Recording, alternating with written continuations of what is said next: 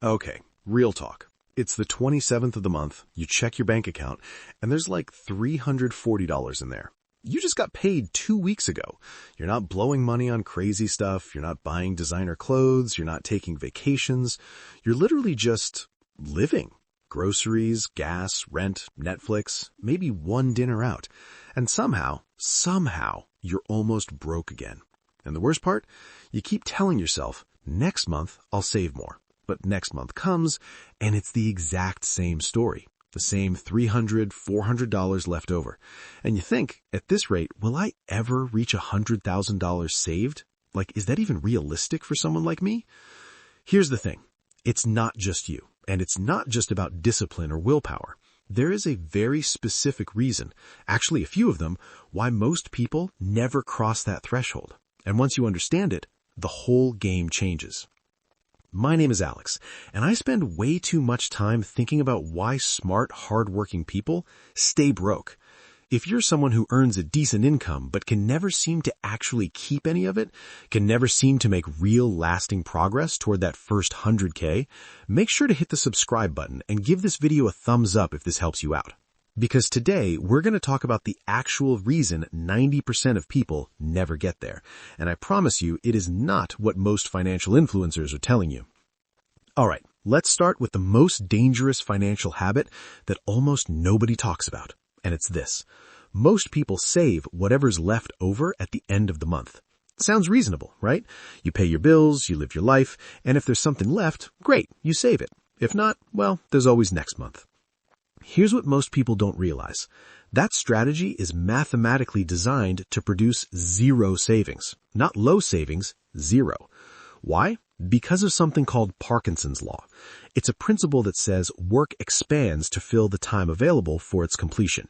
And in personal finance, it translates almost perfectly. Spending expands to fill the income available every single time. Think about it. You got a raise 2 years ago. Did your savings go up proportionally?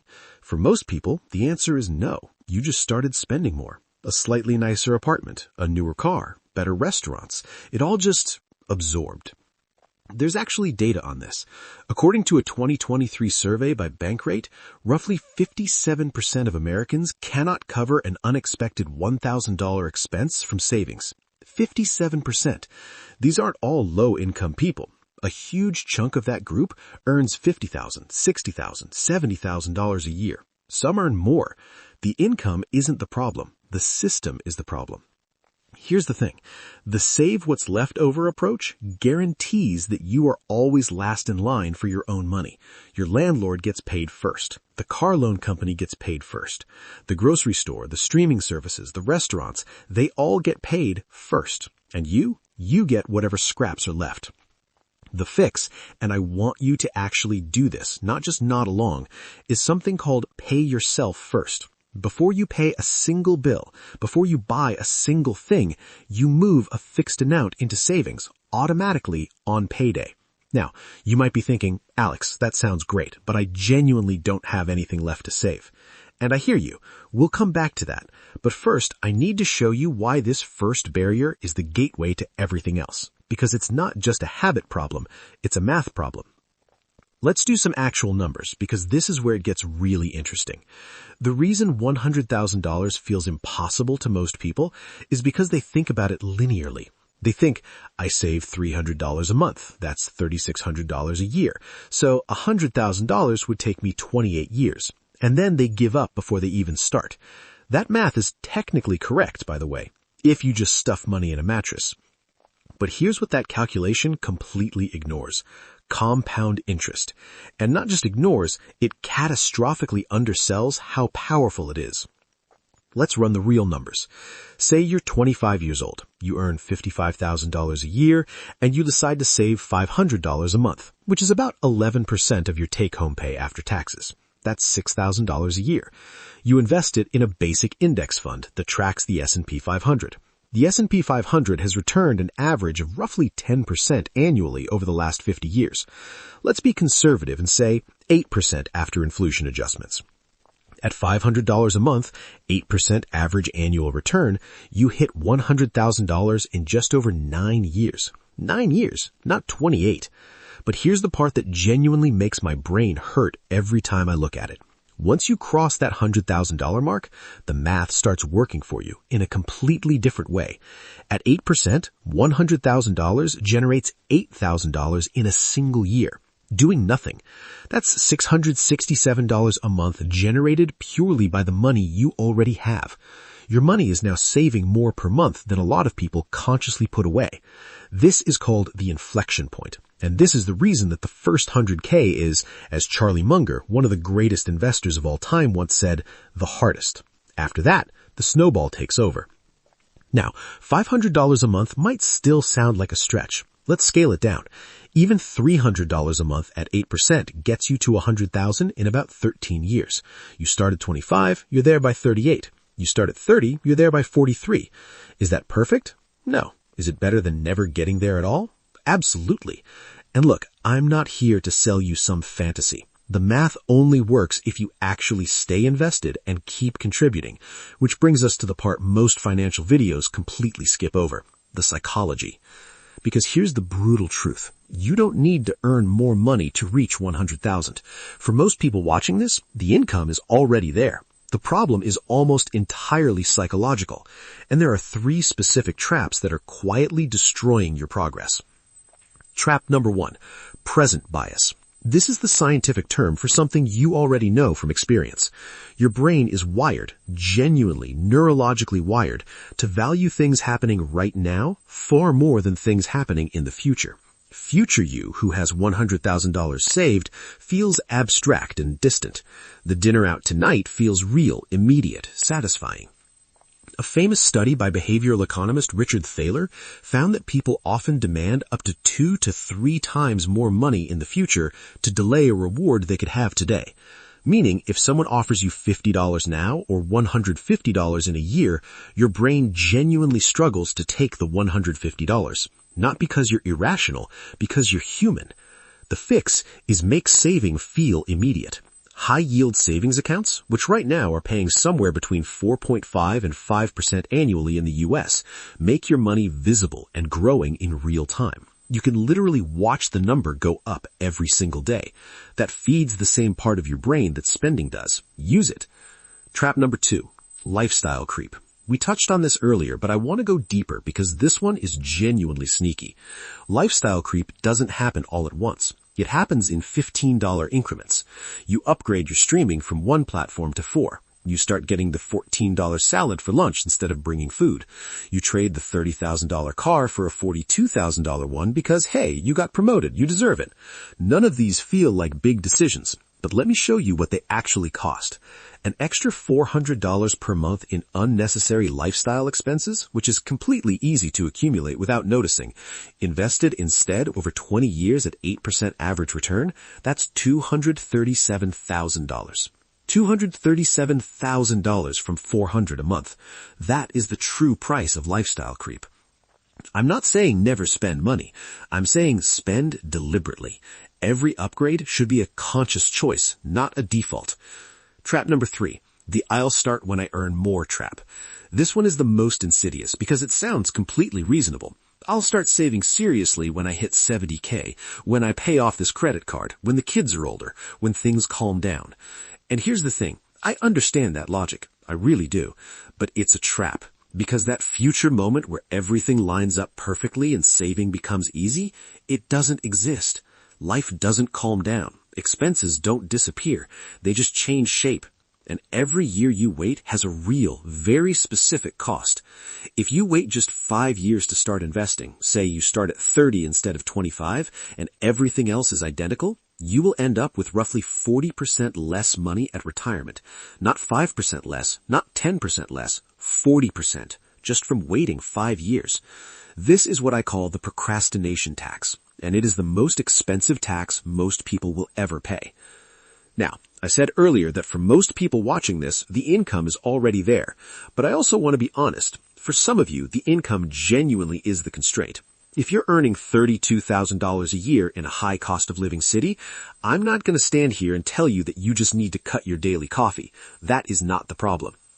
So let's talk about the income side for a minute. Here's what most people don't realize. There are really only two ways to increase how much money you keep each month.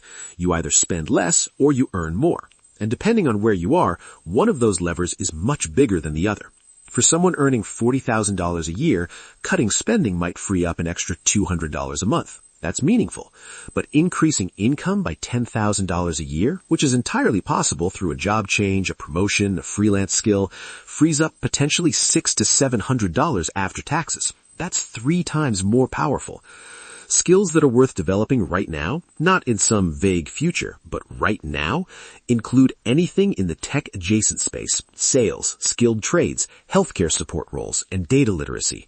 These are fields where a motivated person can meaningfully increase their income within 12 to 18 months with focused effort. And that income increase, funneled directly into savings before lifestyle creep absorbs it, can completely change your trajectory. The key, and this is critical, is that when your income goes up, your savings rate goes up, not just your spending. If you earn $10K more and you save $8K of it and let $2K improve your quality of life, that is a completely different financial story than someone who earns $10K more and just upgrades their life by $10K.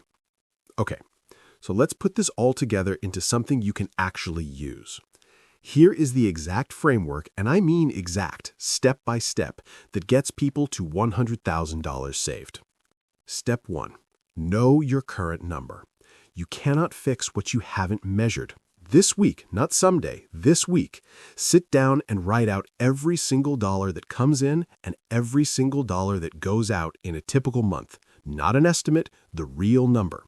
Most people discover expenses here they had genuinely forgotten about. I've talked to people who were paying for gym memberships, subscription boxes, cloud storage plans, and software they hadn't used in over a year. That stuff adds up to hundreds per month. Step 2. Set your savings target before you touch anything else. Take your monthly take-home pay and immediately identify a savings amount, even if it's $100, even if it's $50 to start. Set up an automatic transfer to a separate high-yield savings account or investment account on the same day as your payday. Before rent, before everything. This money does not exist for spending. It is gone the moment it lands. Step 3. Build your $1,000 emergency buffer first. Before you invest a single dollar, you need a small emergency fund. Not $10,000, just $1,000. This is your shield against the random emergencies that would otherwise blow up your progress. Car repair, unexpected bill, medical copay. Without this buffer, every emergency becomes a credit card debt, which then becomes interest, which then becomes a reason you can't save this month. Step 4. Attack high-interest debt aggressively.